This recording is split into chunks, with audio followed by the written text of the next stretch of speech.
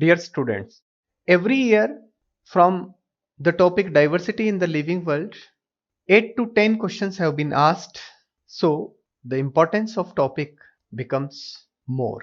In this topic, we will study the 3 chapters which include living world, in which we will study the characters of life or livings versus non-living.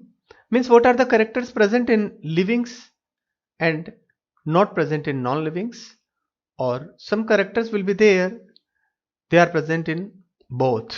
Means in this topic we will study a very important comparative account between living and non-living.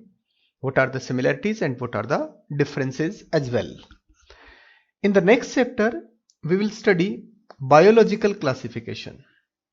In this topic different scientists gave different types of classification. We will study all of them, and together the history of scientists or history of taxonomy. We will study 3 kingdoms also: Monera, Protista and fungi. And in the third chapter, plant kingdom, which is also known as planty kingdom, we will study about the 5 groups of plants: algae, bryophytes, pteridophytes, gymnosperm and angiosperm. You know very well, these are the 5 plant groups. And in the diversity, there is 4th chapter that you study in zoology subject, that is animal kingdom. I told you from these first 3 chapters, first living world, then second biological classification, and third is plant kingdom. Every year 8 to 10 questions have been asked in NEET examinations. So these 3 are very important.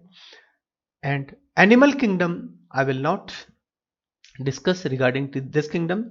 You will study this kingdom in zoology topic. Subject: what is living? To describe living, NCERT writes 5 most important characters of life, and these 5 most important characters of life are growth, reproduction, cellular organization, metabolism and consciousness. Means living में ये 5 character बहुत important characters होते हैं जो present होते हैं. From these 5, growth and reproduction are not defining characters. They are very important characters of life, but they are not the defining characters because there is exception of them. In characters का कहीं ना कहीं exception आता है. कुछ non livings भी हैं जो ग्रोथ करते हैं और बहुत सारे लिविंग्स ऐसे हैं जो रिप्रोडक्शन नहीं करते. बेटा, डिफाइनिंग करेक्टर वो करेक्टर होता है जिसका कोई भी एक्सेप्शन नहीं हो. डिफाइनिंग करेक्टर जिसका नो एक्सेप्शन मीन्स लाइफ में सारे लिविंग्स में वो करेक्टर होना चाहिए और किसी भी नॉन लिविंग में वो करेक्टर नहीं होना चाहिए. और ऐसा करेक्टर जिसका कहीं ना कहीं कोई एक्सेप्शन आ जाए, चाहे होने में चाहे ना होने में, तो फिर उसको लाइफ का मोस्ट इंपॉर्टेंट करेक्टर तो कहेंगे बट उसको डिफाइनिंग करेक्टर नहीं कहेंगे. जैसा मैंने बताया कि ग्रोथ नॉन लिविंग्स भी करते हैं. जैसे आपको पता है माउंटेन्स बड़ी हो रही है ना, सैंड माउंट्स बड़े हो जाते हैं, उनमें ग्रोथ होती है. इसका मतलब ग्रोथ लिविंग्स तो करते ही हैं बट नॉन लिविंग भी करते हैं. तो ग्रोथ कैसा करेक्टर हो गया? Not defining character. रिप्रोडक्शन, एक भी नॉन लिविंग रिप्रोडक्शन नहीं करता. Reproduction is the process of only and only livings, but many livings are there which do not perform reproduction. That's why it is again becoming a not defining character. आपको पता है sterile human couple हैं, worker bees हैं, they are not able to reproduce. It means सारे livings reproduction नहीं करते, यानी इसमें एक्सेप्शन आ गया.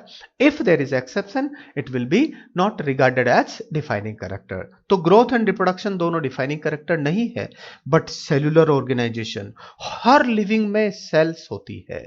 All livings are made of cells, living cells, इसका कोई एक्सेप्शन नहीं है। That's why it is becoming a defining character. बच्चों, जब लिविंग सेल्स के बने होते हैं तो उनमें मेटाबॉलिज्म भी होगा। All organisms perform metabolism, there is no exception. And consciousness, to feel and response, feel करना, रेस्पॉन्स करना, सारे लिविंग्स का करेक्टर है। और ये तीनों character, cellular organization, metabolism and consciousness, they can not be exhibited by any non living. That's why these three are defining character, because there is no exception. यहां पर एक्सेप्शन बिल्कुल नहीं है, तो इनको क्या कहेंगे? They are defining character. और अगर एक्सेप्शन है, जैसे ग्रोथ एंड रिप्रोडक्शन में एक्सेप्शन है, तो फिर ये करेक्टर लाइफ के इंपॉर्टेंट करेक्टर तो है, but they are not the defining characters. Means 5 most important characters में से 3 करेक्टर्स ऐसे हैं जो डिफाइनिंग करेक्टर्स हैं, और 2 करेक्टर्स ऐसे हैं जो नॉट डिफाइनिंग करेक्टर्स है। But don't forget, they all are very important characters of life. Self consciousness, देखिए कॉन्शियसनेस हर लिविंग्स में होती है, बट ह्यूमन की अगर बात करें तो यहां पर कॉन्शियसनेस का सुप्रीम मोस्ट लेवल होता है। Most supreme level of the consciousness, supreme most level of the consciousness is known as self consciousness, in which ना केवल ह्यूमन फील करता है, रेस्पॉन्स करता है, बल्कि अपन अपनी इन्वायरमेंटल कंडीशंस को चेंज भी कर सकते हैं। अपने आसपास जो भी कुछ हो रहा है, we can change up to a limit, and this property is present only and only in human. एक शानदार एग्जांपल एनसीईआरटी ने लिखा है, coma patient. First of all, coma patient is living और नॉन लिविंग? आंसर है living है। Living है तभी तो उसको इतने महंगे एक्सपेंडिचर पर अपन ने हॉस्पिटल में रखा हुआ है। उसका हार्ट, लिवर, किडनी अपने आप काम नहीं कर रहे, क्योंकि ब्रेन डेड हो गया है। क्यों हो गया?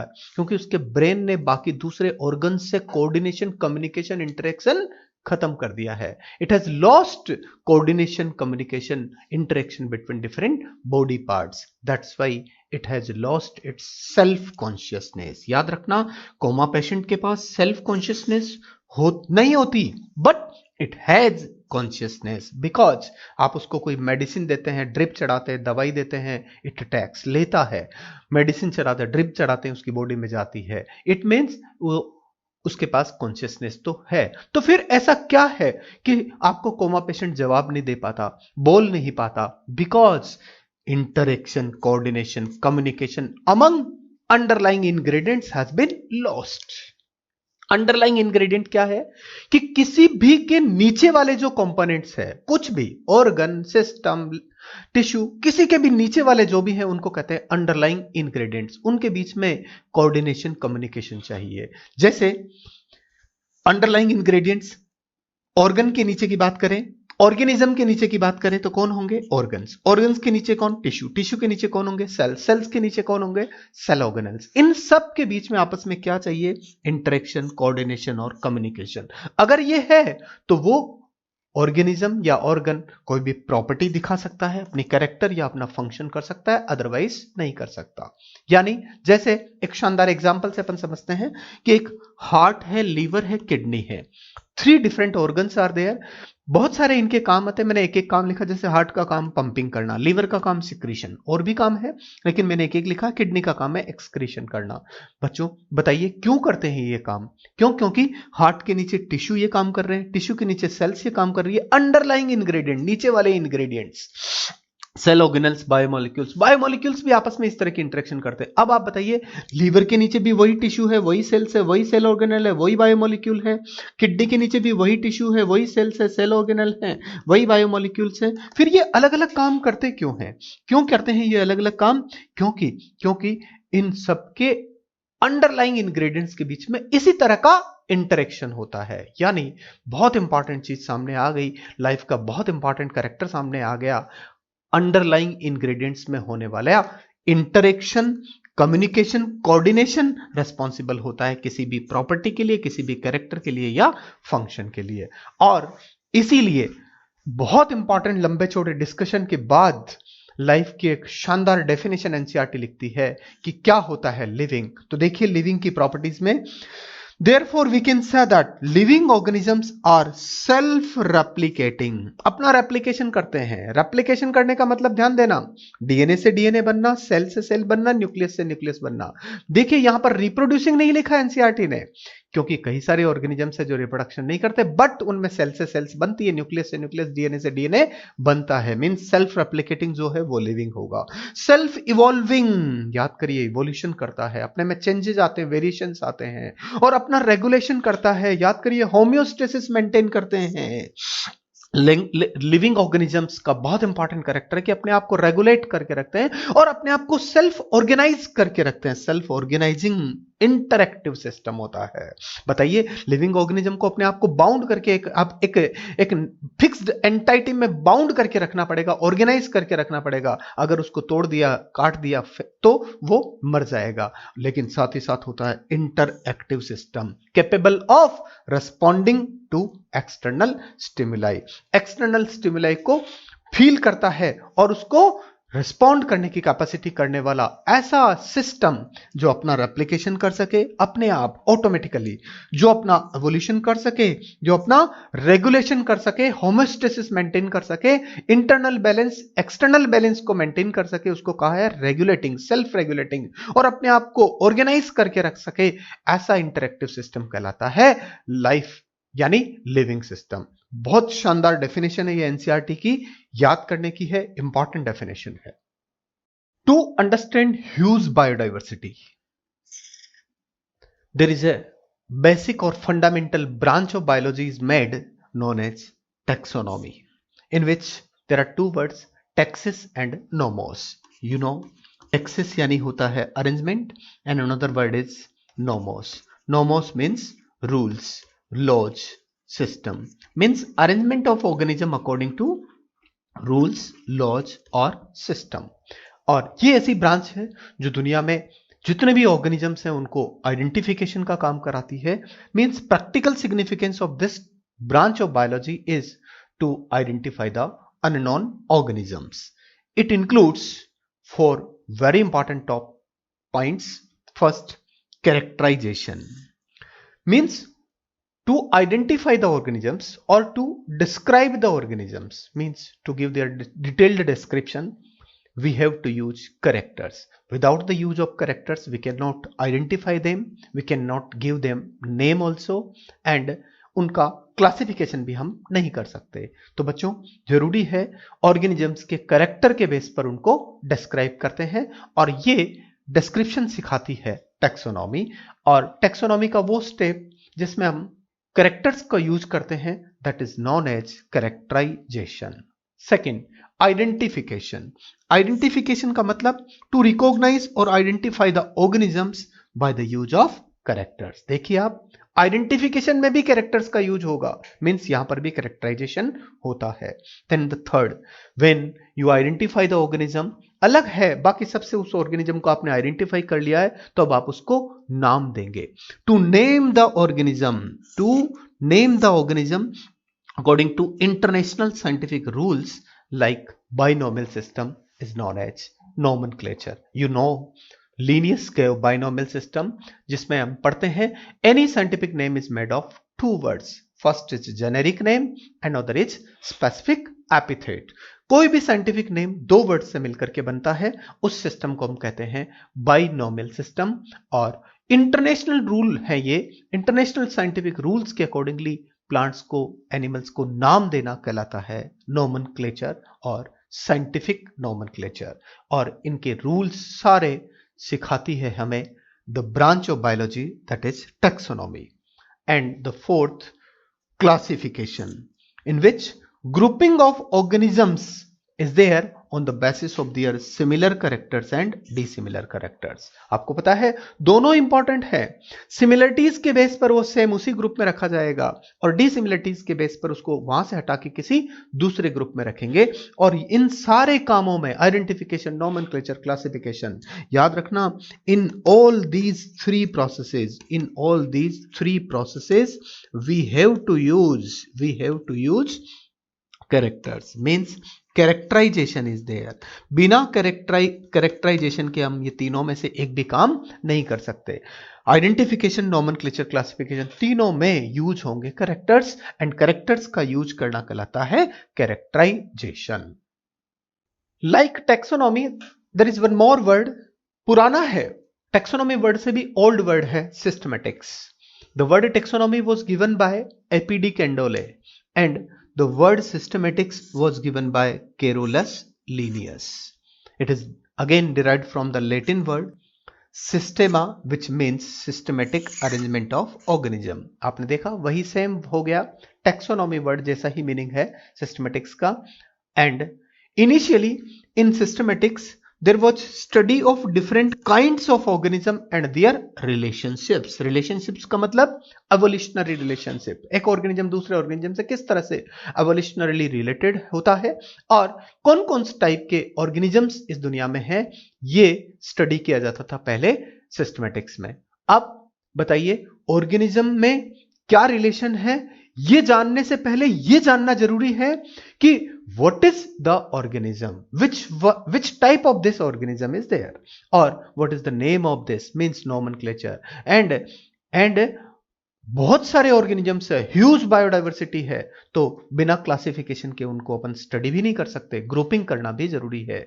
यानी ध्यान देना, इनिशियली तो सिस्टमेटिक्स में डिफरेंट काइंड्स यानी diversity of organisms and relationships in organisms he study होता था, but later the scope of systematics was later enlarged to include identification, nomenclature and classification.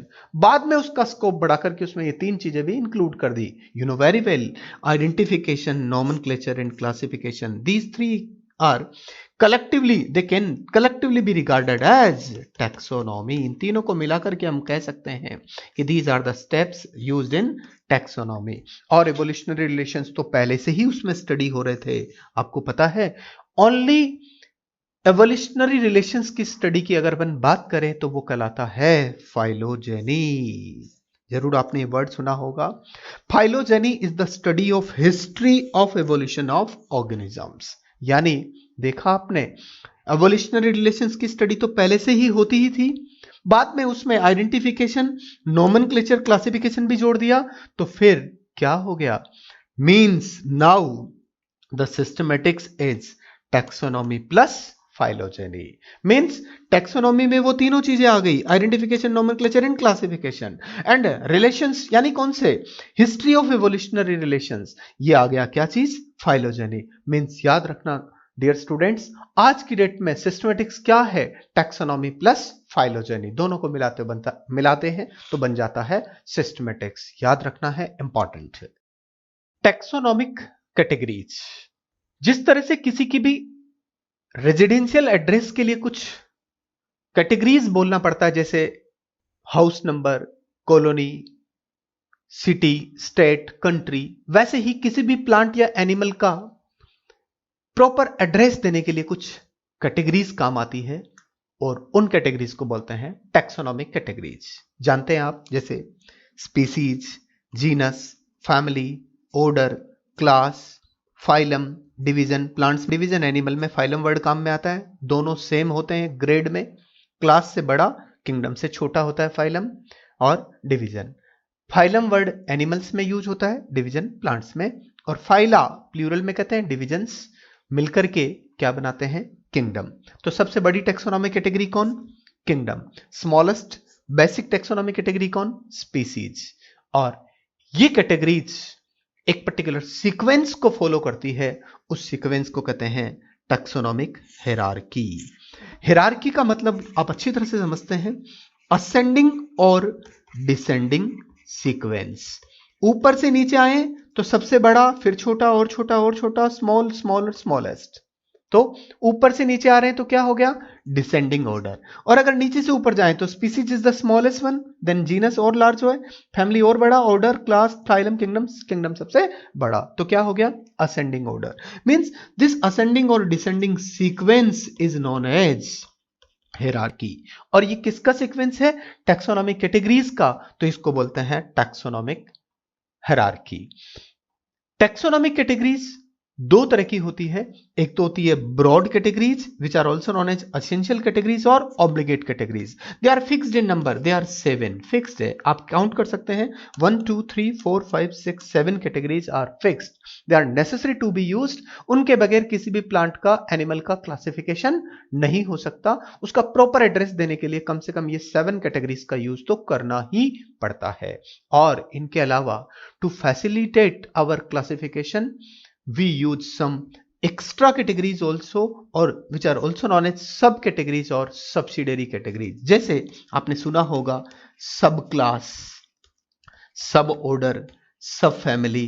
तो ये क्या है, ये ऐसी कैटेगरीज हैं जिनकी जरूरत पड़ती है तो हम यूज करते हैं, जरूरत नहीं पड़ती तो हम यूज नहीं करते। Means 7 is the fixed number of broad categories, but extra या सब कैटेगरीज या सब्सिडरी कैटेगरीज से अपने को क्लासिफिकेशन में हेल्प मिलती है, classification will become more sound, बहुत अच्छा हो जाएगा, बट इनकी नंबर फिक्स नहीं हो सकती क्योंकि जरूरत पड़े तो काम में लेंगे, जरूरत ही नहीं पड़ी तो काम में नहीं लेंगे। तो देखिए जैसे कुछ 3 examples are written here. First mango, mango plant का साइंटिफिक नेम आप सबको पता है Mangifera indica, it's genus is Mangifera, family Anacardiaceae, order Sapindales, class Dicotyledonae, phylum and division, phylum नहीं बोलेंगे यहां पर, division Angiospermae and kingdom is Plantae. The same taxonomic categories अलग होंगी, नाम उनका पर्टिकुलर के लिए पर्टिकुलर होगा। जैसे वीट के लिए देखिए आप, वीट की बात करें तो Triticum aestivum is the species, Triticum genus, Poaceae family, Poales order, Dicotyledonae की बजाय मोनोकोटाइलिडोनी यहां पर क्लास है, and the division is again Angiospermae and the kingdom is Plantae. Means we can say Mangifera indica and Triticum aestivum they are related but not at the level of species, genus, family, order, class, but they are related at the level of division। दोनों का division same है, अलग अलग एक division की 2 class है, डाइकोटाइलिडोनी, मोनोकोटाइलिडोनी मिलकर बनाते हैं एक क्लास, नाम क्या है उसका, एंजियोस्पर्मी। और इसी तरह से एनिमल्स में भी काम आती है टेक्सोनॉमिक कैटेगरीज, उसी सीक्वेंस यानी टेक्सोनॉमिक हायरार्की में वो लिखी हुई होंगी। जैसे ह्यूमन की बात करें, होमोसेपियंस, होमो जीनस का नाम, Hominidae, Primata, Mammalia is the class, Chordata is the phylum, it is not division here, animals है, phylum word होगा, और किंगडम हो गया एनिमेलिया। तो देखा आपने, जैसे प्लांट्स है वैसे ही एनिमल्स में एक पर्टिकुलर सीक्वेंस होता है, फिक्स्ड होता है। ऐसे ही एक और एग्जांपल आपको मैं एनसीईआरटी का बता देता हूं, मस्का डोमेस्टिका, हाउस फ्लाई जिसको कहते हैं अपन, और मस्का जीनस हो जाएगा, और म्यूसिडी उसकी फैमिली, और डिप्टेरा डिवीजन, डिप्टेरा उसका ऑर्डर हो जाएगा, class insecta, and phylum will be arthropoda and the kingdom will be animalia. तो आपने देखा जिस तरह से प्लांट्स में है वैसे ही एनिमल्स में टेक्सोनॉमिक कैटेगरीज का यूज होता है। और ध्यान देना ये है टेक्सोनॉमिक कैटेगरीज, ये जो आपके सामने लिखी है दे आर टेक्सोनॉमिक कैटेगरीज, और ये सब हैं टेक्सा। क्या है ये सब, टेक्सा। टेक्सा प्लूरल वर्ड है, सिंगुलर में कहते हैं टेक्सोन। एलोन इज टेक्सोन, ये भी अकेला कौन है, टेक्सोन, लेकिन ये दोनों को मिला के बोले तो क्या कहेंगे, टेक्सा। याद रखना taxon is a singular word and taxa is a plural word, बस यही दोनों में डिफरेंस है। टेक्सा और टेक्सोन में यही रिलेशन है, singular is taxon and plural is taxa. What is taxon? अभी देखा हमने, any member of any taxonomic category is called taxon. Taxon एक सिंगुलर वर्ड है और टेक्सा इज ए प्लूरल। जैसे किसी भी स्पीसीज का कोई मेंबर है, genus, family, order, class, division, kingdom, इनमें से किसी का भी कोई मेंबर ले लीजिए, वो मेंबर सिंगुलर में कहलाएगा टैक्सॉन और प्लूरल में कहेंगे उसको टेक्सा। आपको पता है as we go higher from species to kingdom, number of common characters goes on decreasing. Similar characters कम होते जाते हैं, नीचे से ऊपर की तरफ हम जाते हैं। तो क्यों होते जाते हैं? क्योंकि स्पीसीज जैसी आपस में रिलेटेड स्पीसीज मिलकर जीनस बनाती है, उस जीनस में उसकी स्पीसीज के सारे कैरेक्टर मिक्स होते हैं, फिर जेनेरा में जो भी रिलेशंस हैं, एवोल्यूशनरी रिलेशंस, तो मिलकर के वो फैमिली बनाते हैं, फैमिली में जेनेरा के कैरेक्टर्स मिक्स होते हैं। तो तय है नीचे से ऊपर की तरफ जाएंगे तो डिसिमिलरिटीज बढ़ती जाएगी और सिमिलरिटीज कम होती जाएगी। तो तय है कि लोअर टेक्सा में सिमिलरिटीज ज्यादा है। Lower the taxa more are the characteristics, lower the taxa more are the characteristics that the members within the taxon share, यानी मोर सिमिलरिटीज। लोअर टेक्सा में सिमिलरिटीज ज्यादा है और रिवर्सिबली बिल्कुल higher taxa में क्या होगा, सिमिलरिटी कम होगी। तो क्या होगा, रिलेशन निकालना हायर टेक्सा में डिफिकल्ट होगा। हायर टेक्सा में रिलेशन निकालना डिफिकल्ट होगा, क्योंकि आपको पता है हम रिलेशन निकालते हैं on the basis of similarities, और जब उनमें रिलेशन निकालना डिफिकल्ट होगा तो उनका क्लासिफिकेशन करना भी डिफिकल्ट होगा। रिवर्सिबली अगर अपन देखें लोअर टेक्सा की, which are more specific, lower taxa more specific होते हैं, उनमें सिमिलरिटीज ज्यादा होती है। क्या होगा, उनमें रिलेशन निकालना इजी हो जाएगा, और रिलेशन निकालना उनका इजी हो जाएगा तो उनका क्लासिफिकेशन करना भी इजी हो जाएगा।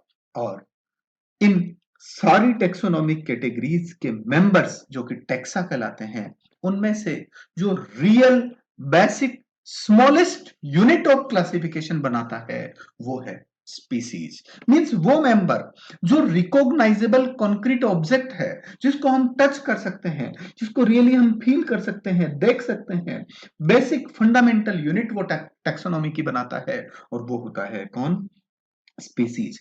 एक स्पीसीज के सारे मेंबर्स आपस में इंटरब्रीडिंग कर सकते हैं और नेचुरल इंटरब्रीडिंग कर सकते हैं, और इंटरब्रीडिंग के बाद वो बनाते हैं फर्टाइल प्रोजेनी।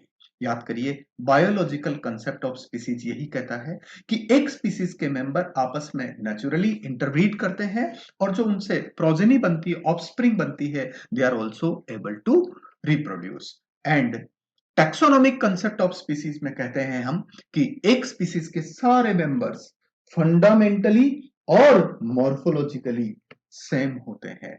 इन दोनों कंसेप्ट से हम स्पीसीज को समझते हैं, और किसी भी टैक्सोनॉमिक कैटेगरी के पर्टिकुलर मेंबर को अपन सिंगुलर में टैक्सोन कहते हैं। जैसे मैंगो टैक्सोन है, टाइगर टैक्सोन है, मेमेलिया टैक्सोन है, लेकिन मैंगो की पत्ती टैक्सोन नहीं है, और वुड टैक्सोन नहीं है। टैक्सोनॉमिक कैटेगरी का मेंबर कहलाता है टैक्सोन।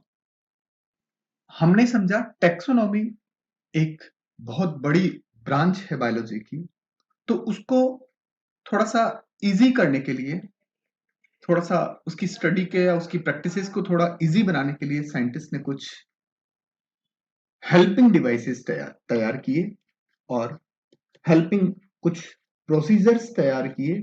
उन हेल्पिंग डिवाइसेस या टेक्निक्स या प्रोसीजर्स जो भी हम करते हैं उनको बोलते हैं टैक्सोनॉमिकल एड्स। मींस हर वो प्रैक्टिस, प्रोसीजर या टेक्निक या डिवाइस जो टैक्सोनॉमी के काम को करने में अपनी हेल्प करेगी, उसको कहते हैं टैक्सोनॉमिकल एड्स। साइंटिस्ट ने बहुत सारे टैक्सोनॉमिकल एड्स बनाए, उनमें से कुछ हम जो एनसीईआरटी में है वो पढ़ेंगे। जैसे first is herbarium. Herbarium is a dry garden, it's a store house and repository भी इसको कहते हैं, जिसमें बहुत सारी अलमीराज होती है, उनके अंदर pressed, preserved, dead and dried plants को रखते हैं, और उन प्लांट्स को रखते हैं स्पेशल शीट्स पर। उन शीट्स को कहा जाता है हर्बेरियम शीट्स। आपने देखा है, ये एक हर्बेरियम शीट मैंने बनाई है। It has its standard size, you know 11.5 inch in width and length is 16.5 inch. And इस हर्बेरियम शीट पर प्रिपेयर्ड प्लांट चिपका दिया जाता है, और ये प्लांट जब भी इसके जैसा कोई प्लांट देखने को मिलेगा तो आप अपनी आइडेंटिफिकेशन की प्रॉब्लम में बिल्कुल हेल्प करता है। और ऐसी हर्बेरियम शीट जहां पर बहुत सारी पड़ी हो, उन प्लेसेस को, उन जगह को कहते हैं हर्बेरियम। इस हर्बेरियम शीट पर एक टैग भी लगाया जाता है। इस टैग में कुछ इंफॉर्मेशन होती है, जैसे date and place of collection of the plant, name of collector, and local, common, Hindi, English name, whatever is there, scientific name, और जब भी इसके जैसा कोई भी प्लांट देखने को मिलेगा तो ये आपकी बिल्कुल कंपैरिजन करके आइडेंटिफिकेशन में हेल्प करेगा। हर्बेरियम बनाना बड़ा इजी है और उसको यूज करना भी बहुत आसान है। थोड़ी सी जगह चाहिए उसको बनाने के लिए। That's why herbarium and books दो इस तरह के टेक्सोनॉमिकल एड्स हैं जिनको अपन तुरंत इमीडिएटली अपनी प्रॉब्लम्स को सोल्व करने में यूज कर सकते हैं। That's why the books, Perinium and Herbarium. These two can be used as quick referral system. Referral का मतलब होता है जो आपकी प्रॉब्लम को सोल्व करे, वो सिस्टम जो रेफरेंस की तरह से काम आ जाए और जो इमीडिएटली प्रॉब्लम सोल्व कर दे उसको कहते हैं क्विक रेफरल सिस्टम। तो herbarium and books they can be used as quick referral systems. Then botanical gardens are made for living plants. Living plants are grown in botanical garden for identification purpose and they are grown under human care. उनको जो भी चाहिए वो सारी सुविधाएं अपन देंगे और purpose वही है आइडेंटिफिकेशन। तो यहाँ पर भी प्लांट्स पर हमको करनी पड़ेगी टैगिंग। टैगिंग वही Hindi local common English name of the plant, scientific name, family का नेम, है ना। और इसी तरह से सेम अगर एनिमल्स के लिए किया जाए तो वो जगह जहां पर animals are kept under human care, living animals are kept under human care, ऐसी प्लेस को कहते हैं zoological park. In common language they are also known as zoos. घूमने जाते हैं हम जू में, बहुत अच्छा भी लगता है, एंटरटेन भी करता है अपना। और जूलॉजिकल पार्क का मेन पर्पज होता है आइडेंटिफिकेशन। तो यहां पर भी हम एनिमल्स पर टैगिंग करके रखेंगे, उनके हाउस पर, उनके केज पर टैगिंग करके रखेंगे कि ये कौन है। और डेफिनेटली टेक्सोनॉमी पर्पज है तो ये भी अपनी आइडेंटिफिकेशन में हेल्प करेंगे। अंडर ह्यूमन केयर एनिमल्स को रखा जाता है तो हमें एक नॉलेज और मिल जाती है कि what is the feeding and habitat behaviour of the animals, मतलब क्या खाते हैं, कहाँ रहना चाहते हैं, ये भी हमें नॉलेज मिल जाती है। एक तरह से बायोलॉजी का नॉलेज भी गेन होता है। और याद रखना botanical gardens and zoological parks दोनों में respectively living plants and living animals रखे जाते हैं। पर्पज है टेक्सोनॉमी, बट दोनों एक काम और कर सकते हैं, वो है बायोडाइवर्सिटी कंजर्वेशन। आपको पता है बायोडाइवर्सिटी कंजर्वेशन करना बहुत जरूरी काम है, बड़ा इंपॉर्टेंट वर्क है जो सब लोग कर रहे हैं। बायोडाइवर्सिटी कंजर्वेशन बॉटनिकल गार्डन में पॉसिबल है, जूलॉजिकल पार्क में भी पॉसिबल है, क्योंकि अपन अंडर ह्यूमन केयर यहाँ पर प्लांट्स एंड एनिमल्स को रख रहे हैं तो उनको जो भी खाना पीना चाहिए सब कुछ अपन देंगे तो उनका कंजर्वेशन भी हो जाएगा। Now biological museum are such taxonomical aids in which dead plants and dead animals are kept. They are preserved in solutions. Glass jar में बंद करके रखते हैं ताकि आप इजीली अपन स्टडी कर पाए। वहां पर हड्डियों के ढांचे भी रख सकते हैं अपन, स्टफ्ड एनिमल भी रखते हैं, जो बहुत भारी एनिमल होते हैं उनको स्टफ करके रखा जाता है। और ऐसी जगह जहां पर ये सब रखे गए हैं उन्हें कहते हैं बायोलॉजिकल म्यूजियम। बच्चों, taxonomic keys are also made for identification purpose of both plants and animals. What are taxonomic keys? They are the group of characters. Characters का ग्रुप होते हैं, बहुत सारे characters हो सकते हैं taxonomic keys में, और एक बार में दो characters का यूज होता है। और दो characters जो यूज आते हैं they are contrasting characters, means easily differentiable characters. दो character का वो ग्रुप जो contrasting है उसको कहते हैं कपलेट। आपके प्लांट में उन दो में से एक ही करेक्टर होता है, बाकी रिमेनिंग रेस्ट करेक्टर, बचा हुआ करेक्टर, सेकंड करेक्टर किसी दूसरे प्लांट में होता है। यानी टैक्सोनॉमिक कीज से अगर आप आपके प्लांट्स को पहचानते हैं, एनिमल्स को पहचानते हैं, तो ना केवल आप आपके प्लांट्स की स्टडी कर रहे हैं बल्कि आप अदर प्लांट्स के करेक्टर्स की भी स्टडी कर रहे हैं। मींस स्टडी और analysis of characters of other plants also.